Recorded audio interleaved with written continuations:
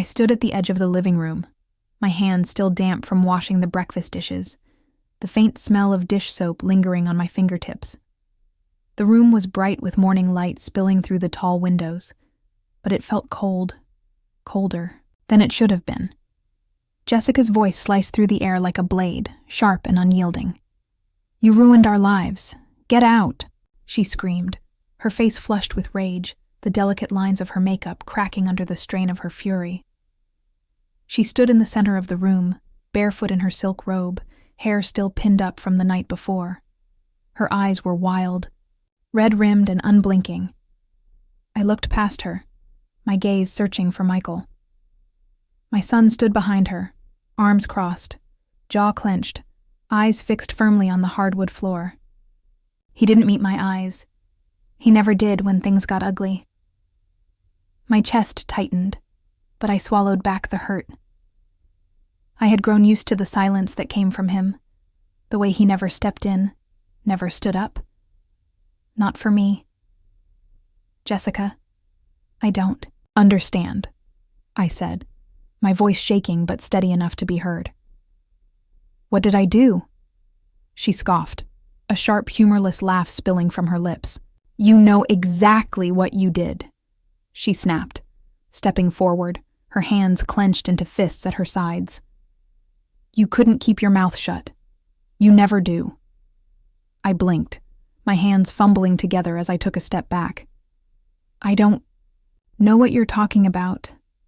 Emma, my granddaughter, appeared from around the corner, her face twisted in a scowl far too old for her 16 years. She stood with her arms folded tightly across her chest, eyes narrowed in a way that reminded me painfully of her mother. Without a word, she picked up a slipper from the shoe rack and hurled it across the room. It smacked against the wall just inches from my head, thudding to the ground in a lifeless heap. My breath caught in my throat. I looked back at her, waiting for some sign of remorse, an apology, even just a flicker of regret. But she just stood, there, unmoving. Behind her, Dylan hovered, half hidden in the shadows of the hallway. His eyes were wide and empty, his lips pressed tightly together. He didn't throw anything. He didn't say anything. He just watched. The silence stretched taut between us, and then Jessica stepped forward again, shoving a stack of papers into my chest. "Here," she spat. "Read it. You'll figure it out." The papers crumpled in my hands, the edges rough, against my skin. I glanced down and saw Michael's name printed at the top, bold and unmistakable. Beneath it, the words blurred together. Disability benefits, income reports, unapproved side jobs. My eyes flickered up, confusion etched into every line of my face. "I don't understand," I whispered. Jessica rolled her eyes and crossed her arms. "Of course you don't. You never think. You just talk, talk, talk." Her voice rose with each word, sharp and jagged. "You told that woman at the doctor's office that Michael's been working side jobs. You mentioned it like it was nothing. You basically handed them the ammunition to come after us." My stomach lurched. I remembered the call, the routine, questions about the household income, how many people lived in the home, who contributed. I had answered without a second thought, just routine small talk. I didn't think it was a secret. I thought it was common knowledge. "Jessica, I swear, I didn't know." "Of course you didn't," she snapped, her hands flaring out dramatically. "You never think about anyone but yourself. Now everything is under investigation. His checks are on hold, the bills are piling up, and you just sit there, smiling and folding your little towels like everything's fine." Michael still hadn't looked up. He stood stiffly, arms crossed, his shoulders hunched forward like he was waiting for the storm to pass. My eyes met his, pleading for some kind of support, some sign that I wasn't alone in this. He blinked, once then looked away. My heart cracked, splintering along familiar lines. "Michael, I didn't mean—" "Mom," he interrupted, his voice low and tired. "You should have known better. The words were soft but heavy, sinking deep into my chest and rooting there. I couldn't speak, couldn't breathe. I clutched the papers in my hands, their sharp edges digging into my palms. I looked at Jessica, then Emma, then back to Michael, waiting for him to take it back, to defend me, to be my son. But he didn't move. Jessica took a step back, her face settling into a look of satisfaction. "You're not staying here," she said, her voice dropping into something colder, more controlled. "You've done enough damage. It's time for you to go." I stared at her, waiting for someone, anyone, to stop her. But Emma just stared back with disdain, and Dylan remained a shadow in the hallway, silent and unmoving. The realization came slow and heavy. I wasn't welcome here. Not anymore. Maybe not ever. I turned slowly, the room blurring around me. My feet carried me to the back room, the one they called the guest room, even though it had been mine for the past 6 years. My hands worked on autopilot, packing a bag, with only the essentials. 2 pairs of clothes, my coat, my pills, my photo album. The rest of my things, the trinkets and mementos I had collected over the years, I left where they were. When I walked back down the hallway, no one stopped me. Dylan still stood in the shadows, his gaze flickering to me for just a moment before he looked away. I wanted to reach out, to say goodbye, to hold him tight. But my hands were full, and my heart was heavier than I could bear. The door creaked open, and the icy air hit my cheeks, snapping me back into the moment. I paused for a heartbeat, waiting for someone to call me back, to say they didn't mean it, to tell me I still had a place here. But no one did. I stepped out onto the porch, closed the door softly behind me, and walked into the morning chill, leaving behind the only family I had ever known, and no one called after me. The bus rattled to a stop with a metallic sigh, and I stepped out onto the cracked pavement, my single suitcase wobbling slightly as I pulled it behind me. The sun was hidden behind thick, gray clouds, casting the narrow street in a dim light that felt more like evening than midday. Portland smelled of wet asphalt and brewing coffee, the kind of sharp, familiar scent that clung to your clothes and stayed with you long after you left. I stood on the curb, the cold biting through my jacket, and took in my new surroundings. My new life. The bakery I had found the listing through was just around the corner, a modest brick building with a hand-painted sign that read Levine's Bread and Pastries. A bell jingled merrily every time the door swung open, and the windows were fogged from the heat of the ovens inside. The studio was behind it, a narrow staircase winding up the side of the building, its iron railings chipped and flaking with rust. I took a deep breath, letting the smell of fresh bread and coffee fill my lungs before I hauled my suitcase up the steps. The key the landlord had mailed me fit snugly into the lock, and with a heavy click, the door swung open. It was small, barely, enough room for the twin bed pushed up against the far wall, a chipped wooden table by the window, and a dresser with one uneven leg. The walls were bare, painted in an off-white that had started to yellow around the edges. A tiny kitchenette sat in the corner, its countertops worn from years of use, but everything was clean, and more importantly, it was mine. I set my suitcase down and closed the door, listening to the silence that followed. It was strange, unsettling at first. I hadn't been alone like this in years. At Michael's house, there had always been noise. Jessica's sharp voice barking orders, Emma's phone blaring music, Dylan's footsteps padding quietly down the hallway. Here, there was nothing. Just the faint hum of the refrigerator and the distant sounds of cars passing on the street below. I stood in the middle of the room, my hand still gripping the handle of my suitcase, and let the silence settle over me. I had been discarded, left behind, and now I was free. The days began to take on a rhythm. I would wake early, my body still clinging to the habit of rising before the rest of the household. I would brew a cup of coffee, the scent filling the tiny studio and mingling with the faint sweetness from the bakery below. I ate toast at the small table by the window, watching the early morning traffic pass by. The mornings were my favorite, quiet and untouched, the world not yet awake enough to intrude on my peace. I would slip on my coat, pull on my gloves, and head outside before the streets grew crowded. The bakery owners, a kind older couple named Sam and Martha Levine, always waved as I passed, Martha sometimes slipping me a croissant still warm from the oven. I would walk for an hour or two, winding through narrow streets and quiet neighborhoods, learning the city by heart. My phone stayed silent. I had expected something, an apology maybe, a voicemail of regret. Even just a snide remark from Jessica, or a guilt-ridden plea from Michael. But there was nothing, just empty silence stretching out day after day. At first, it stung, that aching reminder that I was no longer a part of their world. But as the days slipped by, I realized I didn't miss it. I didn't miss the tension in my shoulders when I heard Jessica's footsteps coming down the hall. I didn't miss the way Michael's eyes never quite met mine, or how Emma would scoff whenever I spoke.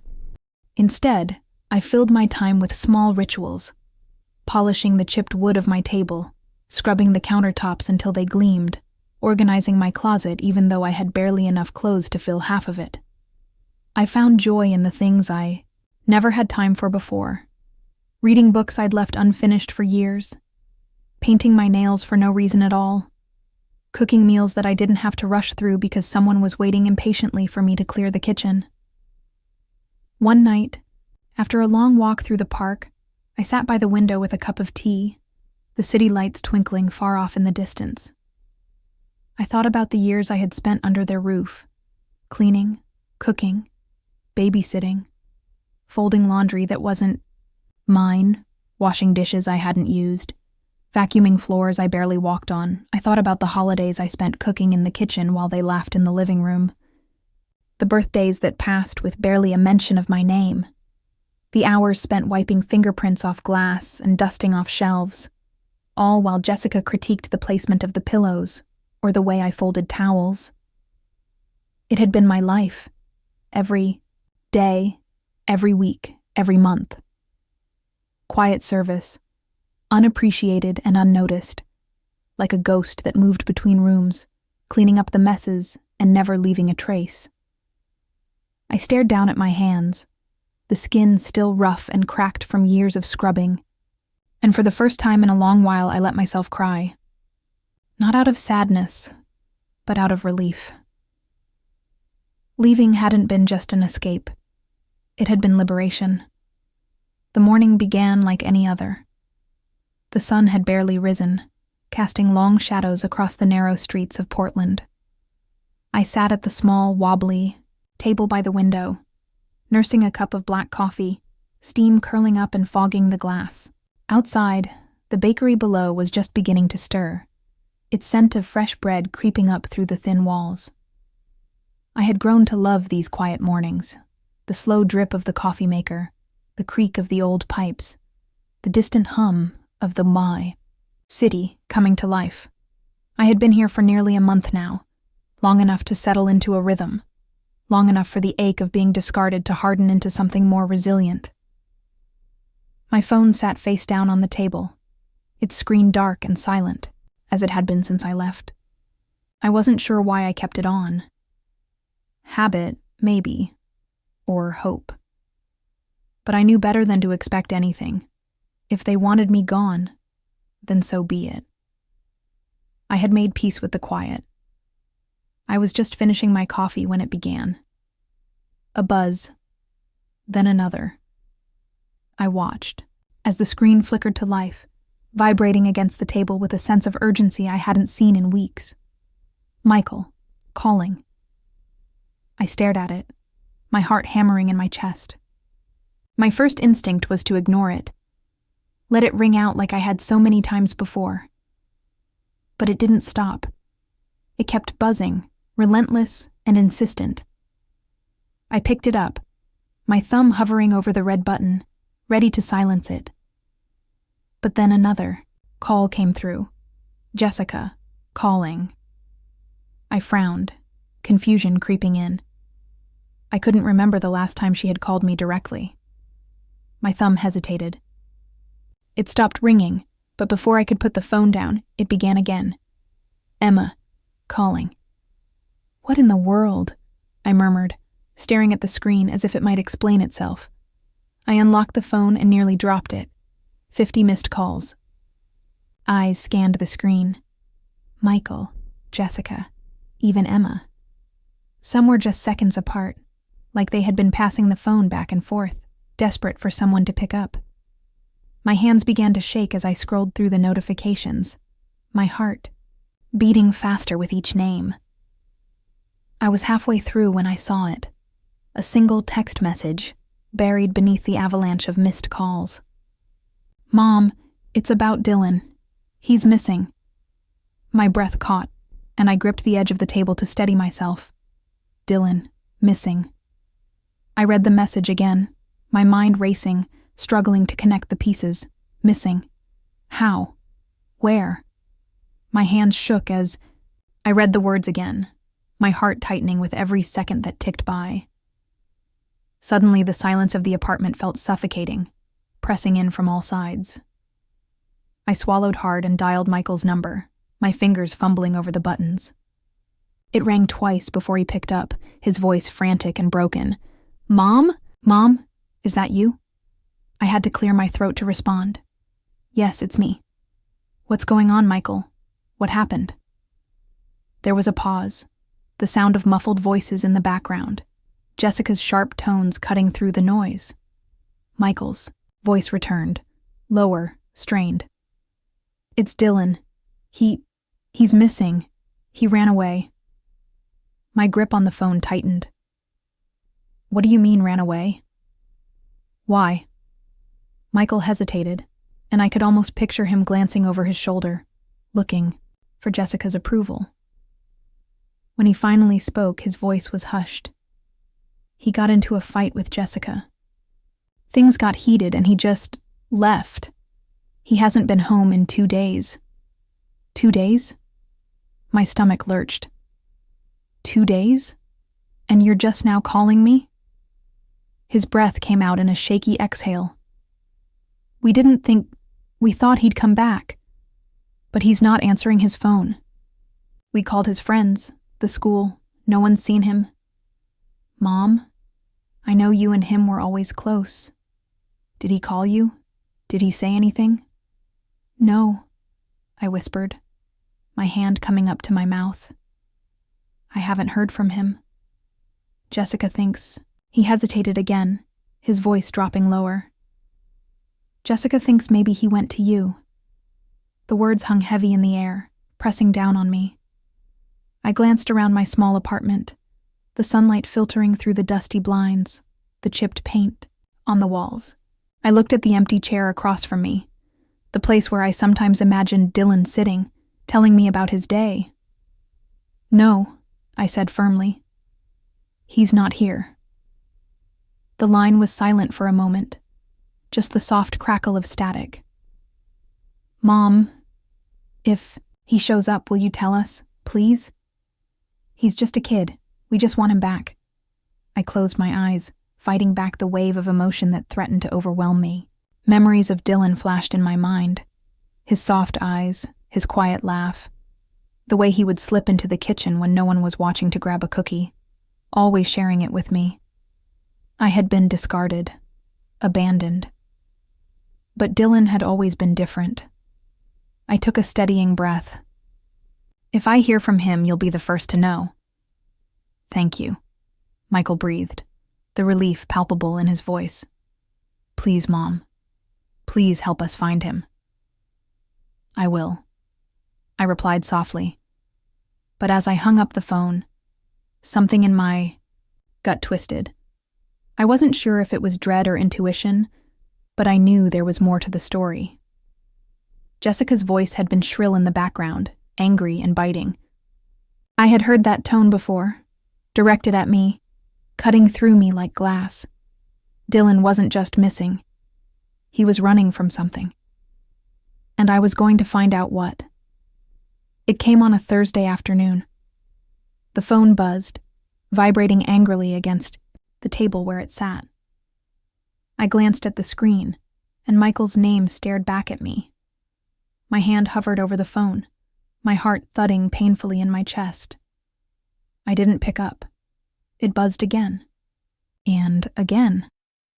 I watched the screen light up and fade, light up and fade. 3 calls, then 4, then 5. I stood over the table, my hands shaking. My mind raced with possibilities, regret, apologies, accusations. Finally, it stopped. The room settled back into silence, and I stared at the phone like it might spring to life again. It didn't. I leaned back against the chair, my eyes still fixed on the screen, and felt the smallest smile creep onto my lips. I didn't feel sad. I didn't feel angry. I felt free. Maybe for the first time in my entire life, I realized I didn't need them. Not their approval, not their validation, not even their presence. I was living for myself now, and I was going to be just fine. The next morning, the rain came down in steady sheets, painting the city in hues of gray and shadow. I pulled my coat tight around my shoulders and stepped out into the cold, bracing myself against the wind. My breath puffed in small clouds as I made my way to the bus stop, each step heavier than the last. I hadn't slept. The night had stretched, long and unforgiving, tangled with thoughts of Dylan wandering the streets alone, afraid, angry. I had replayed Michael's words over and over. He just left. He hasn't been home in 2 days. 2 days without word, without warmth, without safety. The bus wheezed to a stop, and I climbed aboard, the warmth inside blasting my face, momentarily fogging my glasses. I sat near the back, watching the city blur past, brick buildings and leafless, trees flashing by in muted colors. My mind raced with questions, none of which Michael or Jessica could seem to answer. I knew where I needed to go. The school building loomed ahead, its stone facade slick with rain, the windows fogged from the heat inside. I stepped in, wiping my shoes on the mat, and walked toward the main office. The woman at the front desk peered over her glasses at me as I approached. "Can I help you?" she asked, her voice clipped and businesslike. "Yes," I replied, my voice steady but firm. "I'm here about Dylan Jacobs. I'm his grandmother." Her gaze softened just a touch. "I'm sorry. Have you spoken with Ms. Harper?" "She's his counselor." "That's exactly who I need to see," I said quickly. A few minutes later, I found myself sitting in Ms. Harper's office. She was younger than I expected, her hair pulled back into a neat bun, eyes sharp but kind. She folded her hands on her desk and looked at me with a mix of curiosity and concern. "Mrs. Jacobs, I'm so glad you came in. I've actually been meaning to call you." That caught me off guard. "Oh?" She nodded, hesitating just a moment before continuing. "Dylan's been struggling. I wasn't sure if you were aware. I've reached out to his parents, but..." She trailed off, her expression tight. "Let's just say communication was limited." My stomach twisted. "Struggling? How? I didn't know."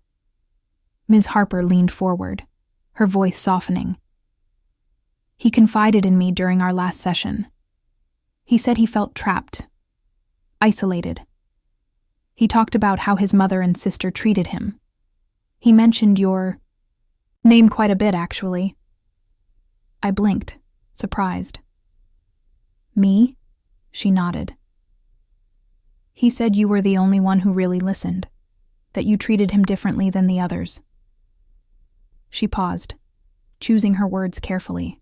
"He also mentioned that he defended you during family arguments, that it got him into trouble." I clenched my hands in my lap, knuckles whitening. What kind of trouble? She sighed. He didn't go into detail, but he said it got worse. After you left. He mentioned. She glanced at the file on her desk. He mentioned his mom, Jessica, right? He said she was angry all the time, especially after you left. He felt like he was the only one keeping the peace. My heart cracked, splintering along jagged edges. I swallowed hard, trying to steady my voice. And what about Emma, Ms.? Harper's face hardened. He didn't talk much about her, but from what he did say, she wasn't kind. He said she made it clear he didn't belong. I stared down at my hands, suddenly feeling the weight of every single choice I had made. The choice to stay silent, the choice to let them treat me like a burden, the choice to walk away without a fight. Had I left him there?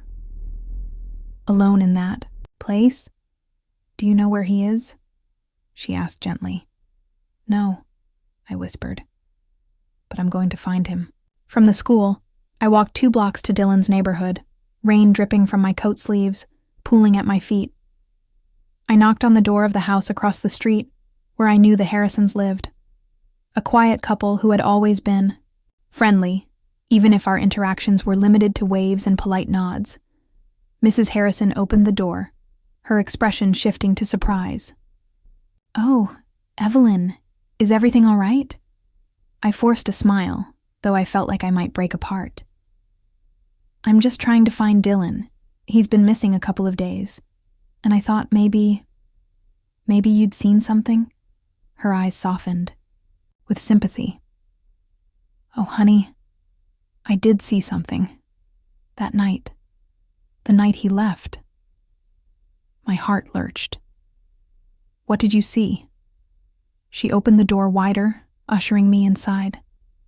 The warmth was a stark contrast to the cold outside, and I barely registered, her guiding me to the living room sofa. I wasn't going to say anything. I thought it was just another argument, you know? I nodded stiffly. What happened? She sighed, folding her hands in her lap. I heard shouting, loud enough that I went to the window. Jessica was screaming. I couldn't hear what she was saying, but she was pointing at him, her face red. Emma was there too, arms crossed, just watching. She looked down, shaking her head. He was standing there, right in the middle of the driveway, just frozen. And then he turned and walked away. He didn't even have a coat. My breath caught in my throat. Did you see where he went? She shook her head slowly. No. He just kept walking. I felt my hands trembling in my lap, and I forced them still. And no one stopped him? No one went after him? Her gaze dropped, and I knew the answer before she even said it. No one came out after him. I left, her house in a daze, my mind reeling from the weight of what I had learned. He hadn't just run away. He had been driven out, forced out by people who were supposed to love him, people who were supposed to protect him. They didn't want him anymore. They wanted me to pick up the pieces, to do what I had always done. Clean up their mess, make it easier for them to live with themselves. I stood there in the rain, the world spinning around me, and I finally saw it clearly. Dylan wasn't just another casualty of their cruelty. He was the same as me, discarded, unwanted. And if they thought I was just going to hand him back to them, they were wrong. Dead wrong. The rain hadn't stopped since I left Mrs. Harrison's house. It drummed against my window, running in thin, rivulets down the glass, blurring the view of the street below. I sat at the small table in my studio, fingers wrapped around a cup of tea that had long since gone cold. Outside, the bakery downstairs was bustling, customers ducking in with umbrellas, shaking off the rain before picking up their fresh bread. I tried to read, tried to distract myself with a crossword, but my mind kept circling back to Dylan, to the way he had stood in that driveway, alone and unprotected, while Jessica screamed and Emma watched with crossed arms. No one went after him. No one tried to stop him. I closed my eyes, feeling the familiar sting of regret settle in my chest. How many times had I watched them do the same to him? How many times had I swallowed my words, turned the other cheek, and told myself that it wasn't my place to interfere? My phone buzzed on the table, vibrating against the wood with a jittery hum. I jumped, my hand flying to it before it had even completed its first ring. I looked at the screen, an unknown number. My heart leapt into my throat, and I answered before I could think twice. "Hello?" My voice came out shaky, uncertain. There was silence on the other end, a pause so long I almost hung up. But then, a breath, a sharp intake of air, shaky and uneven. "Grandma?" I gripped the phone tighter. "Dylan?" A sob of relief bubbled up from my chest, and I had to press my hand to my mouth to keep it from spilling out. I blinked back tears and tried to keep my voice steady. "Dylan, are you okay? Where are you?" He sniffled, the sound crackling through the phone. I'm safe. I'm staying with Malik. His parents don't know I'm here. I just needed somewhere to go." Malik. I remembered him, a friend from school, one of the few people Dylan ever spoke about with a smile. Relief swept through me, but it was tempered with worry. "Do they know you're there?" "No," he whispered. "I'm hiding in his basement. He's bringing me food and stuff, but I don't think I can stay here much longer." My heart ached at the thought of him, huddled in the dark, hidden away like some kind of secret. "Dylan, come to me. Come. Here. You can stay with me." He paused. I heard the hesitation, the fear, the uncertainty.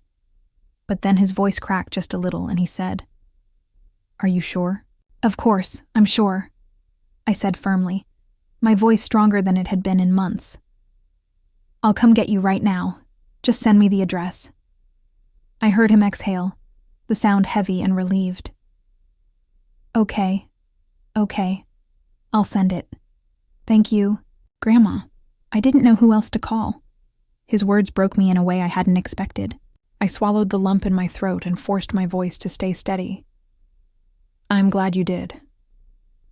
We hung up, and my phone buzzed almost immediately with an address. I grabbed my coat, my keys, and slipped on my shoes without thinking. The rain was still coming down in sheets, but I didn't care.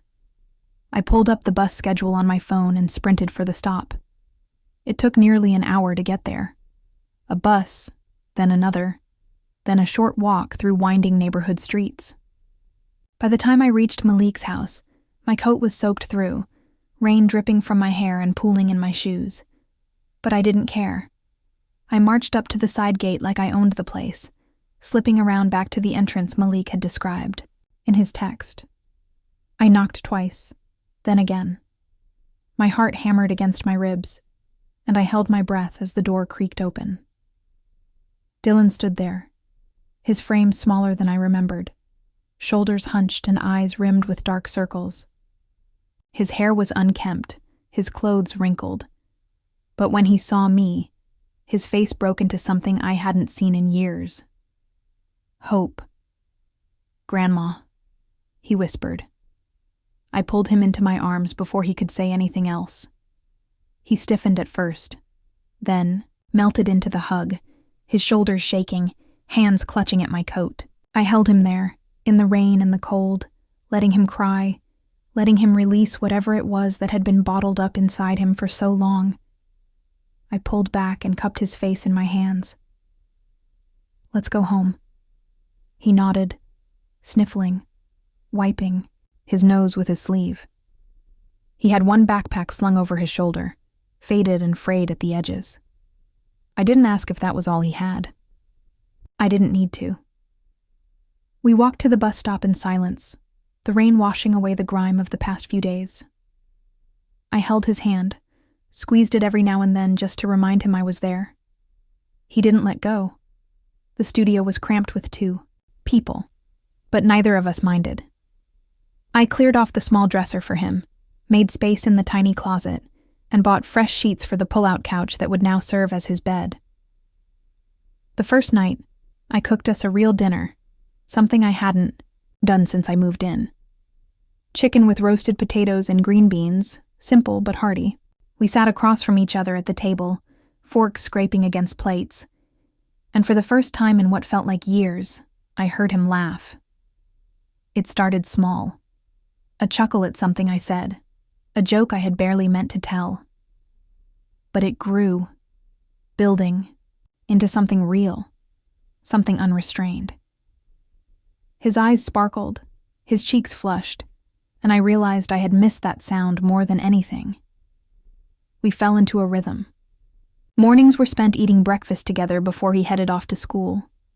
Evenings were filled with homework at the kitchen table, followed by reruns of old sitcoms I had long since forgotten.